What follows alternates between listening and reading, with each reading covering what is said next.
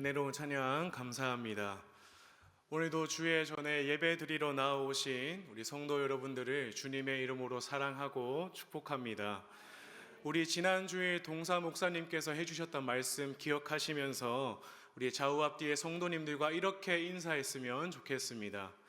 예수님으로, 예수님을 통해, 예수님을 따라 예배합시다.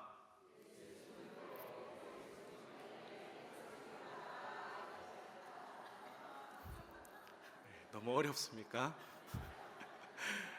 한 번만 더 해보겠습니다.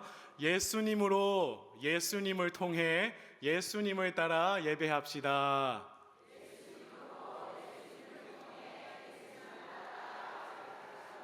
아멘. 오늘 예배를 통해서, 이 시간 말씀을 통해서 예수님 한 분만 드러나고 높여지기를 소망합니다. 이 시간 내가 그 사람이라는 제목으로 말씀 나눌 때 은혜와 사랑을 풍성하게 경험하고 누릴 수 있기를 소망합니다. 다윗은 어려서부터 하나님을 경외하고 하나님을 사랑하는 사람이었습니다. 하나님의 마음을 누구보다 잘 아는 사람이었고, 그래서 장차 이스라엘의 왕이 될 사람으로 기름 부음을 받아 믿음으로 수많은 승리를 맛보았던 인물이었습니다. 그런데 참 이렇게 완벽할 것 같고 그렇게 인생의 탄탄대로를 걸을 것만 같았던 다윗이 그의 인생의 최고의 정점에 이르렀을 때에 너무나도 치명적인 죄를 범하고 맙니다. 다윗은 자신의 부하 우리아의 아내 밧세바를 보고 일순간 끓어오르는 정욕을 이기지 못하고 왕의 권한을 무기 삼아서 그녀를 범하는 간음죄를 저지릅니다. 그리고 이를 덮기 위해서 자신의 충성스러운 부하 우리아를 전장 앞에 내몰아서 그를 죽게 만드는 살인죄까지 범합니다. 모든 것이 그렇게 다윗의 생각대로 그 누구에게도 소문이 나지 않고 아주 비밀리에 아주 완벽한 완벽 범죄로 마무리되는 것 같았을 것입니다. 하지만 다윗이 놓친 사실이 하나 있었습니다. 하나님께서 모든 것을 다 지켜보고 계셨다라는 것입니다. 하나님께서는 아무도 모르게 다윗이 은밀한 중에 저지르는 모든 죄악을 보고 계셨고 완벽하게 숨겼다라고 생각한 그 모든 죄악을 알고 계셨습니다. 우리 잠언 15장 3절을 다 같이 화면을 보시면서 한 목소리로 읽어보겠습니다. 시작. 여호와의 눈은 어디서든지 악인과 선인을 감찰하시느니라. 아멘. 사랑하는 여러분, 하나님께서는 우리의 삶의 모든 것을 지켜보고 계십니다. 말씀 앞에 우리가 얼마나 어리석고 연약한 존재인지를 깨달을 때가 있습니다. 하나님은 전능하시고 불꽃 같은 눈동자로 내 삶을 지키시고 보호하신다고 우리는 고백합니다. 그런데 정작 삶의 자리에서는 나를 지켜보고 계시는 하나님의 존재를 자꾸만 잊게 되는 것입니다. 우리는 하나님 앞에 숨을 수가 없습니다. 주무시지도 졸지도 않으시는 하나님께서 저와 여러분들의 삶을 눈동자처럼 지켜보고 계시고 언제나 우리를 감찰하신다는 것을 기억할 수 있기를 주님의 이름으로 축복합니다. 이렇게 본문에 나오는 사건을 기점으로 가장 정점에 서 있던 다윗은 이제 천천히 내리막길을 걷게 됩니다. 사랑하는 여러분, 여러분은 신앙생활을 하면서 이 죄라는 것에 대해서 평소에 어떠한 생각을 가지고 살아가고 계십니까? 어떠한 태도를 가지고 살아가고 계십니까? 우리 가운데 성도로서 신앙생활을 한 지 얼마 안 되신 분들도 계실 것이고 또 어떤 분들은 10년, 20년 그 이상의 세월을 신앙생활을 해오신 분들도 있을 것입니다. 그래서 어느 누군가에는 아주 사소한 죄라도 할지라도 짓지 않기 위해서 하루하루를 하나님 앞에 신중하게 살아가려고 하는 분들이 있는가 하면 참 조심스럽지만 반면에 세월의 많은 것들이 무뎌져 가듯이 그렇게 죄라는 것에 무뎌질 대로 무뎌져서 이제는 내 안에 영적인 양심의 소리조차 들리지 않게 살아가시는 분들도 있습니다. 부디 오늘 말씀을 통해서 앞에 서 있는 저는 물론이고 우리가 이 죄에 대해서 우리가 생각을 다시 한 번 더 고쳐 잡고 각성하고 하나님 앞에 결단하는 시간이 될 수 있기를 축복합니다. 오늘 본문의 내용을 설명을 드리면 하나님께서 선지자 나단을 다윗에게 보내셨습니다. 선지자 나단은 다윗에게 다윗의 죄를 빗대어서 한 이야기를 들려줍니다. 그 이야기의 내용은 이렇습니다.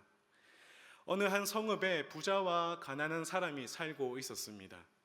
부자는 양과 소가 심이 많은 부자이지만 그에 반해서 가난한 사람은 양 하나 겨우 있는데 그 양조차 자기가 사서 기르는 새끼 한 마리에 불과했습니다. 가난한 처지에 재산을 겨우 모으고 모아서 산 양이다 보니 얼마나 귀했겠습니까? 자기 자식과도 같은 양이었을 것입니다. 그래서 본문 3절 후반부를 보시면 그 양이 그에게는 딸처럼 되었다라고 설명하고 있습니다. 그런데 어느 날 부자에게 손님이 찾아옵니다. 손님이 왔으니까 당연히 대접을 해야겠죠.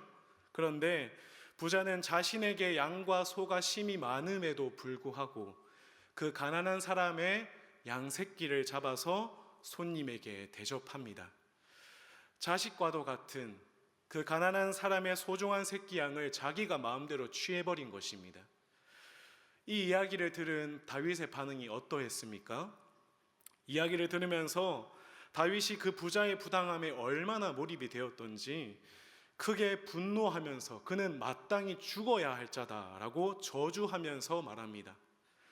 그러자 선지자 나단이 충격적인 선언을 하죠. 당신이 그 사람이라. 여기까지가 1절부터 7절까지의 내용인데 우리가 1절부터 다시 한 번 더 살펴보면서 주목해야 할 것들을 보기를 원합니다. 1절 상반절을 우리가 다 같이 다시 한 번 더 읽어보겠습니다. 시작. 여호와께서 나단을 다윗에게 보내시니. 네. 바로 하나님께서 선지자 나단을 다윗에게 보내셨다는 것입니다.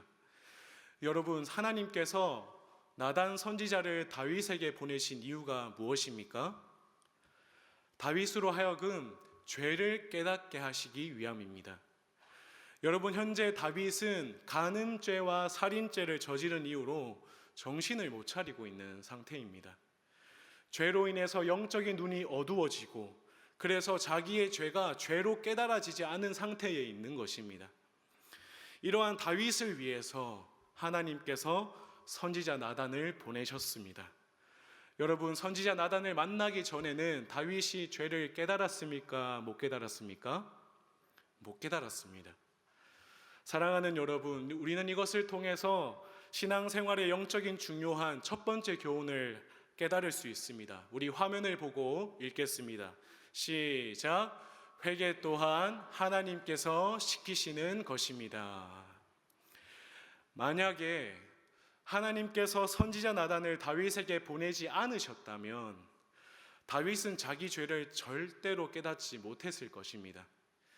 하지만 하나님께서는 그렇게 죄를 깨닫지 못하고 있는 다윗을 위해서 선지자를 보내신 것입니다.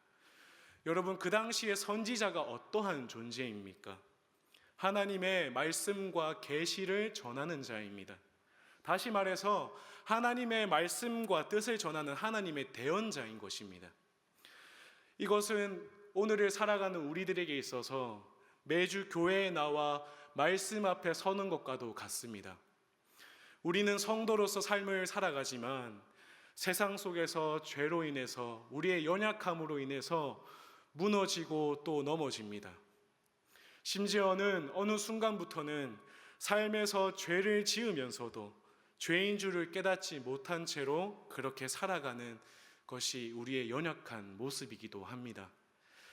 제가 어느 목사님의 설교를 듣는 중에 정말 제 가슴을 뼈아프게 찔렀던 말씀이 있습니다. 우리는 죄와 유혹에 언제든 무너질 준비를 하고 있는 연약한 존재들이다. 여러분들은 어떻습니까? 여러분, 내가 나를 너무나도 잘 알지 않습니까? 저도 때때로 제 자신을 돌아보는데 어쩜 그렇게 영악할 수가 없습니다.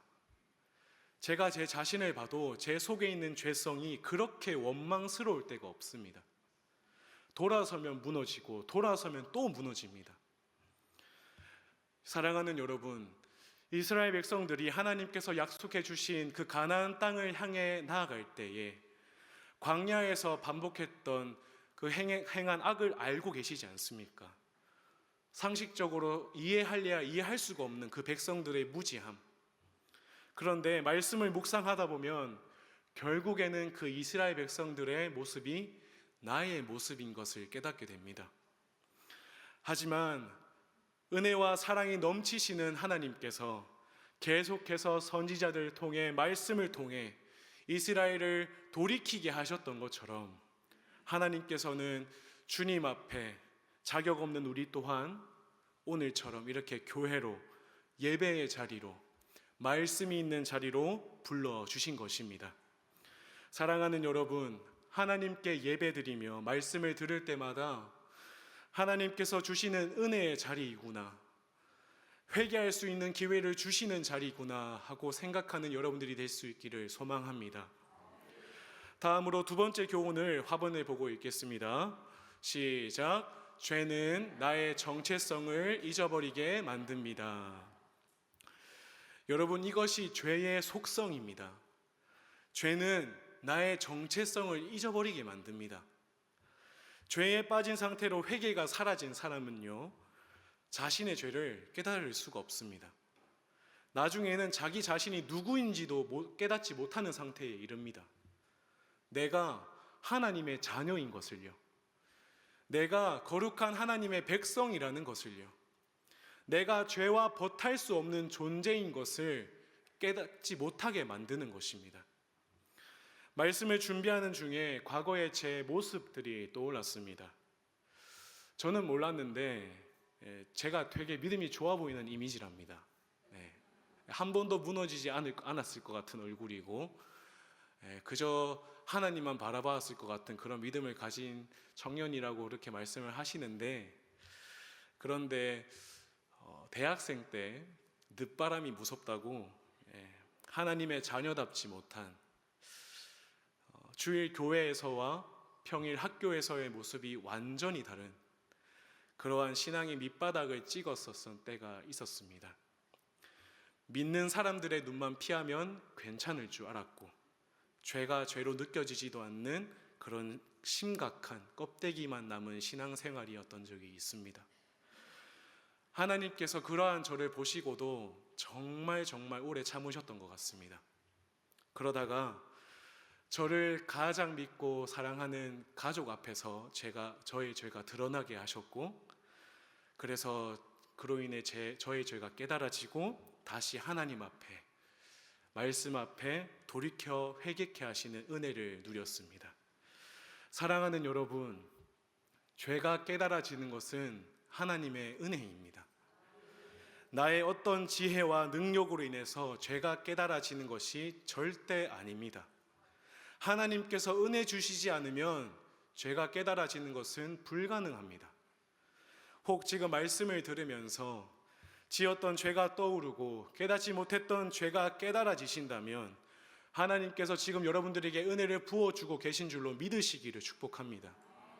말씀 앞에 내 죄가 깨달아지고 하나님 앞에 나의 전적인 회개가 일어나는 그러한 은혜가 있으시기를 축복합니다. 다음으로 선지자 나단의 입을 통해 다윗에게 돌아온 대답은 너무나도 충격적이었습니다. 우리 본문 7절 상반절을 화면을 보시면서 같이 읽어보겠습니다. 시작. 나단이 다윗에게 이르되 당신이 그 사람이라. 아멘. 이 대답을 들은 다윗은 아무 말도 할 수 없었습니다. 그 자리에서 소리도 못 내고 무너져 버립니다. 하나님께서 보내신 선지자를 통해 죄가 깨달아진 다윗은 그 어떠한 변명도 할 수가 없었습니다. 사랑하는 여러분, 말씀 앞에 내 죄가 깨달아지면, 온몸으로 전적인 회개가 일어나면 소리도 못 냅니다. 헉 하는 것입니다. 내 자아가 완전히 부서지고 무너져서 감히 소리조차 못 내게 되는 것입니다. 여러분, 혹시 그러한 경험이 있으십니까? 하나님 앞에 나와왔는데 입이 안 떨어집니다. 지난 내 살아왔던 모습이 너무 비참하고 하나님 앞에 부끄러워서 염치조차 없는 것입니다. 다른 말이 안 나오고 변명조차 나오지 않습니다. 이럴 때 우리가 겨우겨우 입을 열어서 낼 수 있는 말이 무엇이겠습니까? 주님, 내가 죄인입니다. 불쌍히 여겨 주시옵소서. 이 말밖에 나오지 않는 것입니다. 따라서 여러분, 하나님 앞에 예배드리러 나올 때 언제나 상한 심령으로 주님의 은혜와 긍휼을 구하는 우리가 될 수 있기를 소망합니다. 주님, 자격 없는 죄인이 주님 앞에 나아갑니다. 나를 불쌍히 여겨주시고 하나님의 긍휼과 은혜를 내려주시옵소서. 내가 죄인임을 인정하고 은혜와 긍휼을 구하는 것은 적어도 하나님 앞에는 절대 부끄러운 일이 아닙니다. 하나님께서는 오히려 나를 불쌍히 여겨달라는 자녀의 회개의 기도를 너무나도 기쁘게 여기십니다. 좌우 앞뒤에 계신 성도님들께 이렇게 권면하겠습니다. 하나님께서는 가난한 심령을 기뻐하십니다.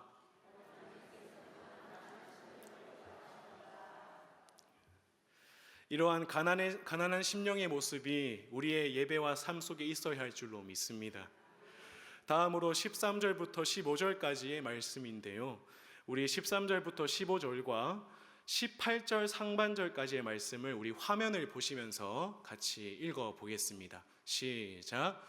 다윗이 나단에게 이르되 내가 여호와께 죄를 범하였노라 하매 나단이 다윗에게 말하되 여호와께서도 당신의 죄를 사하셨나니 당신이 죽지 아니하려니와 당신이 낳은 아이가 반드시 죽으리이다 하고 우리아의 아내가 다윗에게 낳은 아이를 여호와께서 치심에 심히 알는지라. 18절 읽겠습니다. 이래 만에 그 아이가 죽으니라. 아멘. 자신의 죄가 드러난 자리에서 완전히 무너져버린 다윗은 즉시 하나님께 내가 여호와께 범죄했다고 고백합니다. 하나님께서는 회개하는 다윗에게 나단 선지자의 입을 통해서 죄를 용서하셨다고 말씀해 주십니다. 여러분, 다윗의 죄가 큽니까? 안 큽니까? 네, 크죠. 네. 하나님께서 명령하신 십계명을 어긴 아주 큰 죄입니다. 그렇지만 하나님께서는 다윗이 즉시 회개하였을 때 그 지은 죄를 다 용서해 주셨습니다. 우리 요한일서 1장 9절을 같이 한번 읽어볼까요? 시작.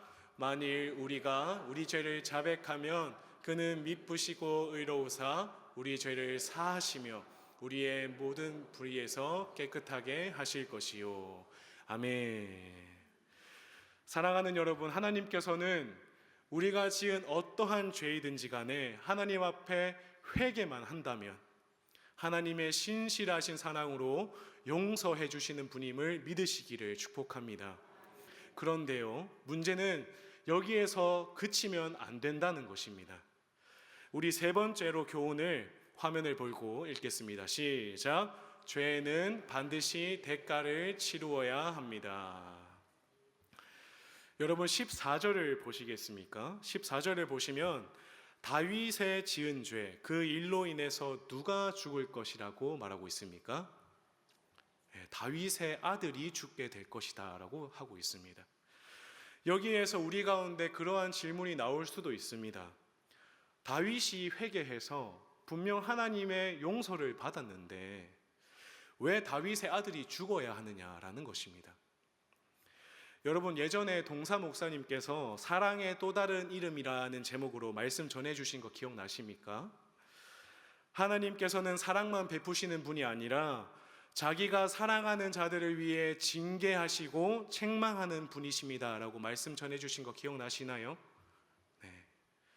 사랑하는 여러분, 하나님께서는 우리가 하나님께 전적으로 회개할 때 그 지은 죄에 대해서는 수천 번이고 어떠한 크기의 죄도 용서하시는 분이 하나님이십니다. 그런데 지은 죄에 대한 대가는 반드시 치르시는 분이 하나님이시기도 합니다. 이것이 하나님의 사랑과 공의의 공존인 것입니다. 다윗이 자기가 지은 죄를 고백했을 때, 회개했을 때 하나님은 분명 그 지은 죄를 사해 주셨고 용서해 주셨습니다. 그렇지만 그 지은 죄에 대한 대가는 반드시 치루어져야 되기 때문에 다윗 대신에 다윗의 아들이 죽게 된 것입니다. 성경에도 분명히 말씀하고 있습니다. 죄의 삭은 사망입니다. 따라서 다윗의 죄의 삭을 그 아들이 사망으로 갚는 것입니다. 사랑하는 여러분, 하나님께서 죄를 용서하셨다는 것은 지었던 죄를 없게 해준다는 말이 아닙니다. 회개했으니까 없던 걸로 해줄게 아니라는 것입니다. 만약에 회개가 그런 것이라면 예수님께서 굳이 왜 이 땅에 오셔서 우리를 위해 십자가에 달려 죽으셨겠습니까? 여러분, 회개가 끝이 아닙니다. 주님 잘못했습니다. 용서해 주십시오. 그래, 용서하고 내가 없던 걸로 해줄게. 이게 아니라 내가 너를 사랑하니까 내가 용서할게. 그런데 그에 대한 대가는 치루어야 한단다. 아, 하나님 쿨하게 용서해 주시지. 뒤끝 있으시네. 이게 아닙니다, 여러분. 사랑하는 여러분, 하나님이 죄의 대가를 반드시 치르시겠다라는 말씀을 들으시면서 혹시 하나님의 마음이 느껴지십니까? 여러분, 우리 몸에 상처가 나면 나중에 무엇이 생기죠? 딱지가 생기고 흉터가 지게 됩니다. 그 흉터를 볼 때마다 우리가 무엇 때문에 상처가 났었는지, 어떻게 하다가 상처가 났었는지를 떠올리게 되는 것처럼, 그래서 다음에는 더 조심하게 되는 것처럼 하나님의 마음 또한 죄의 대가를 치르게 하심으로 말미암아 다음부터는 우리가 같은 죄를 반복하지 않기를 바라시는, 그래서 조심해서 깨어있는 모습을 바라시는 것입니다. 죄에 대한 두려움을 가지라는 것이 아닙니다. 죄를 짓고 회개하면 끝이 아니라 내가 지은 죄에 대한 대가는 반드시 있다라는 것을 통해서 죄에 대한 경각심을 가지셔야 한다는 겁니다. 사랑하는 여러분, 죄의 대가를 치르시게 하시면서까지 다시는 죄를 반복하지 않기를 바라시는 하나님 아버지의 마음을 깨달아서 부디 죄에 대한 경각심을 가지고 영적으로 깨어있는 하루하루를 살게 되시기를 주님의 이름으로 축복합니다. 마지막으로 우리는 오늘 본문 말씀을 통해서 다윗의 사건을 통해 예수 그리스도를 바라보아야 합니다. 우리 마지막 네 번째 교훈을 화면을 보시면서 읽겠습니다. 시작. 예수님께서 베풀어 주신 구원의 감격이 회복되어야만 합니다. 다윗이 그 이야기 속의 사람을 저주하며 죽어 마땅한 사람이다라고 말했을 때 그에게 돌아온 대답은 그 사람이 당신이라였습니다. 당신이 그 사람이라. 여러분, 이것이 과연 우리와 무슨 상관이 있겠습니까? 무슨 상관이 있는 걸까요? 당신이 그 사람이라. 여러분, 그 사람이 우리들인 것입니다. 죄로 인해 반드시 죽어야 하는, 죽어 마땅한 존재가 우리들이라는 것입니다. 그런데 너무 감사하게도 죄 때문에 죽어야 하는 우리들을 대신해 주신 분이 계십니다. 우리 다 같이 요한복음 19장 5절을 화면을 보시면서 읽겠습니다. 시작. 이에 예수께서 가시관을 쓰고 자색 옷을 입고 나오시니 빌라도가 그들에게 말하되 보라, 이 사람이로다 하매. 아멘. 가시관을 쓰고 자색 옷을 입고 나오시는 예수님을 보고 빌라도가 무엇이라 말했습니까? 보라, 이 사람이로다. 사랑하는 여러분, 빌라도의 이 말을 통해서 다윗의 사건을 통한 예수 그리스도의 오심의 예표가 성취된 것입니다. 그러니까 예수님께서 그 사람이 되어 주신 것입니다. 죄로 인해서 반드시 죽어야만 하는 그 사람인 나를 위해서, 나를 대신해서 예수님이 그 사람이 되어 주셨습니다. 죽어야 할 나를 대신해서 그 자리에 서 주신 분이, 그래서 십자가를 져주신 분이 예수님이시다라는 겁니다. 따라서 여러분, 우리는 이 사실이 반드시 믿어져야만 합니다. 혹 여기 계신 분들 가운데 아직까지 예수님께서 죽어야만 하는 나를 대신에 십자가에 달려 죽으셨다라는 것이 믿어지지 않는 분들이 계시다면, 혹은 죽어야 하는 나를 대신해서 그 사람이 되어주신 그 구원의 감격이 무뎌져 가던 분들이 계시다면, 오늘 말씀을 통해 그 감격을 회복할 수 있기를 축복합니다. 오늘 말씀을 통해서 깨달을 수 있었던 교훈 4가지를 정리해 보겠습니다.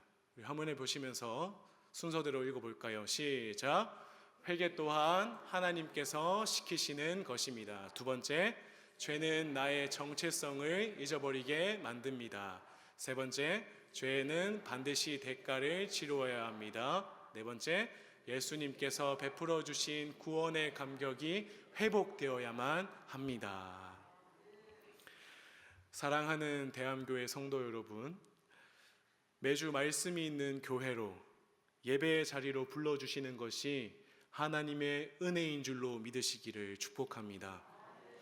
거룩하신 하나님의 말씀 앞에 내 죄가 깨달아지고, 주님, 내가 죄인입니다 라고 그렇게 고백하며 상한 심령으로 나아가 예배 드릴 수 있기를 소망합니다.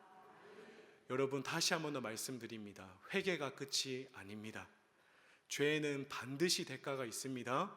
내 사랑하는 자녀를 치셔서라도 다시는 죄짓지 않기를 바라시는 하나님 아버지의 마음을 가슴으로 새기시면서 하나님을 경외하는 사람으로 하루하루를 살아가시기를 축복합니다.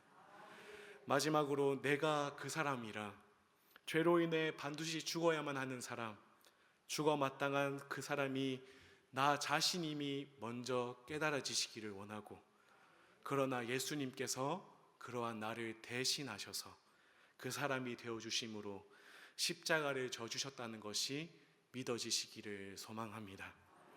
그 주님의 십자가의 은혜 앞에 나의 삶을 비춤으로 십자가를 지신 예수 그리스도 앞에 날마다 성화되어져서 무뎌져가는 내 신앙 속에 구원의 감격과 주님을 향한 첫사랑이 회복되어지고, 뜨거움을 회복해서 복음의 능력으로 말미암아 예배드리고, 복음의 능력으로 하나님의 나라를 세워가며 부족함이 없는, 그렇게 하나님의 나라의 일꾼들로 쓰임받는 우리가 될 수 있기를 주님의 이름으로 축복합니다.